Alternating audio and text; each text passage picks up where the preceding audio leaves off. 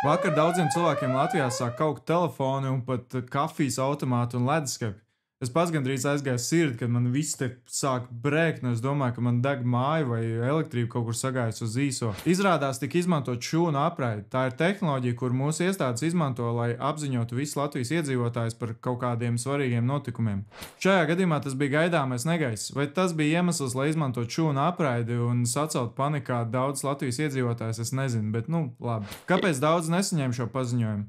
Iespējams tāpēc, ka cilvēks neatradās tajā zonā, kur skar šis paziņojums, vai arī vienkārši ierīces programmatūra bija pārāk veca. Bet kāds ierīces var saņemt šo paziņojumu?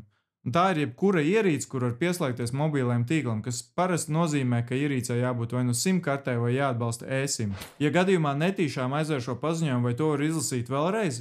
Diemžēl, ja tu lieto iPhone, tad to vairs nevarēs izlasīt, tāpēc izlasi visu, kas tev rādās uz ekrāna. Ja tu lieto Android, tad ir liela iespēja, ka tu vari iet messages lietotnē, un tur ir emergency alert sadaļa, kurā tu vari izlasīt šo paziņojumu vēlreiz. Daudz jautāja, vai šos paziņojumus var atslēgt. Uz iPhone tu vari iet settings, notifications un apakšā apskatīties, kāds paziņojums atslēgt. Tu vari atslēgt mācību trauksmes, bet pārējos paziņojumus gan es tev iesaku atstāt. Savukārt uz Samsung telefoniem tu vari iet settings, safety and emergency, un pēc tam wireless emergency alerts, un tur tu redzēsi sarakstu un varēsi izvēlēties, kurš paziņojums atslēgt.